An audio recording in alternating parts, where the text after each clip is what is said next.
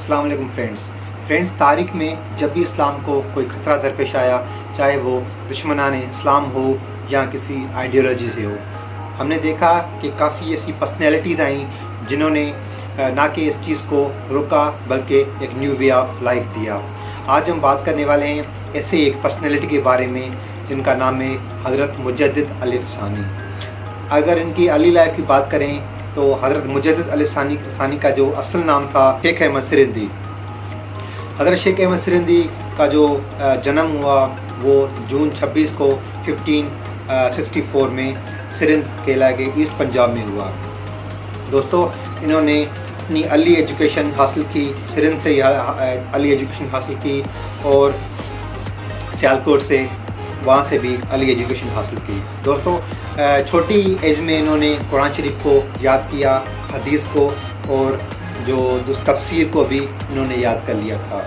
हज़रत मुजद्दिद अल-अफ़सानी का जो मोस्ट प्रोमिनेंट वर्क था वो ये था कि इन्होंने सब कॉन्टिनेंट में या हिंदुस्तान में डायग्नोज किया जो वहाँ पे जो इविल्स थे, वहाँ पे जो बुराइयाँ थी वो आम हो चुकी थी।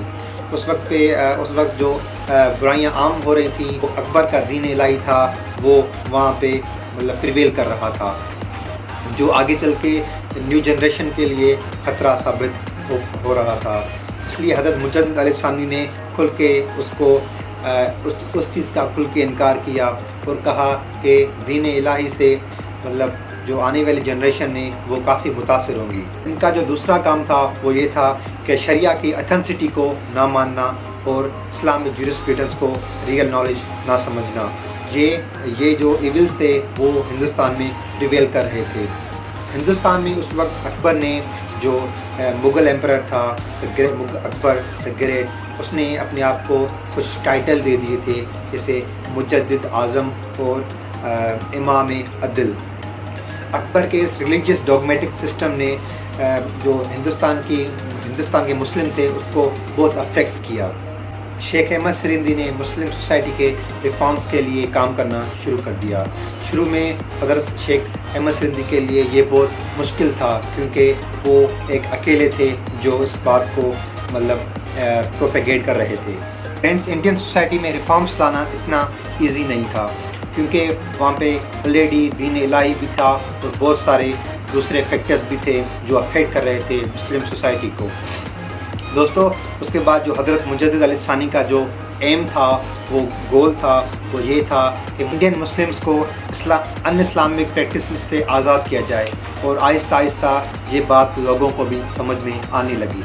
फ्रेंड्स, हज़रत मुजद्दिद अल-अफ़सानी ने अपने फॉलोअर्स को सारे हिंदुस्तान में भेजा ताकि वो इस्लाम की टीचिंग्स को कॉमन मैन तक पहुंचा सके।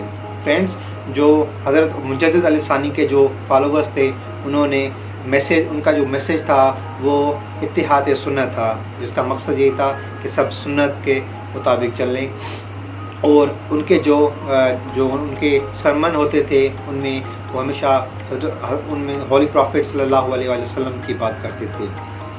वो इस चीज़ को एड्रेस करते थे कि हज़रत मोहम्मद सल्लल्लाहु अलैहि वसल्लम की सुन्नत पर चलना ही एक मुसलमान की निशानी है। फ्रेंड्स, हज़रत मुजद्दिद अल-अफ़सानी के दौर में अथीज़म और पॉलीथीज़म बहुत था क्योंकि हिंदू थे वो बहुत सारे खुदाओं को मान रहे थे। तो हज़रत मुजद्दिद अल-अफ़सानी ने इसको खुल के इसका इनकार किया और इसको अपोजिशन की। फ्रेंड्स, शेख अहमद सिरिंदी की दरिया दिली का अंदाज़ा इस चीज़ से भी लगा, बजाय तौहीद का मैसेज देते उन्होंने एक हिंदू लीडर को ख़त लिखा।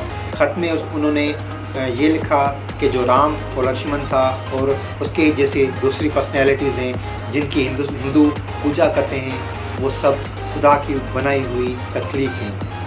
लेटर में उन्होंने ये लिखा कि जब राम अपनी वाइफ का दिफा नहीं कर सका तो कैसे वो दूसरों का दिफा कर सकता है। दोस्तों, उन्होंने ये कहा कि कैसे एक क्रिएटर और क्रिएशन सेम हो सकते हैं।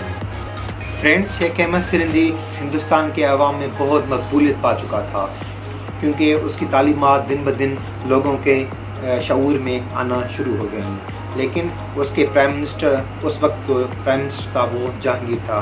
जहांगीर के कहने पे इसको जेल में डाल दिया गया। सबब ये था कि जहांगीर کو اس کو سجدہ کرنا تھا۔ جہانگیر نے اس کو کہا کہ مجھے سجدہ کرو، لیکن شیخ احمد سرندی نے انکار کر دیا۔ انہوں نے کہا کہ اسلام اس چیز سے روکتا ہے کہ ہم کسی انسان کو سجدہ کریں، تو 2 سال بعد اس کو رہا کر دیا گیا۔ فرینڈز، حضرت مجدد علیہ ثانی کے لیٹرز اکبر کے خلاف بہت شائع ہونے لگے۔ ان لیٹر میں یہ لکھا ہوتا تھا کہ دین الہی ایک غلط راہ پہ لے کے چلتا ہے۔ تو اس کے بعد جو شیخ احمد سرندی کا دوسرا کارنامہ یہ تھا کہ جہانگیر کو بھی یہ ریئلائز ہوا اور انہوں نے ریکویسٹ کی شیخ احمد سرندی کو کہ ان کو اسلام کی تعلیم دیں، اور مجدد علیہ ثانی کے کہنے پر ہی جہانگیر نے ایک بہت بڑی مسجد بھی بنوائی۔ فرینڈز، حضرت مجدد علیہ ثانی کی اور بھی بہت ساری کنٹریبیوشنس ہیں اسلامک سوسائٹی کو ریوائیو کرنے میں۔ تو فرینڈز، یہ ویڈیو ہماری یہاں پہ ختم ہوتی ہے۔ اگر آپ کو ہماری ویڈیو اچھی لگی تو سبسکرائب کر دیں اور بیل آئیکن کو دبائیں تاکہ ہماری آنے والی ویڈیوز آپ تک پہنچ سکیں۔ Thank you.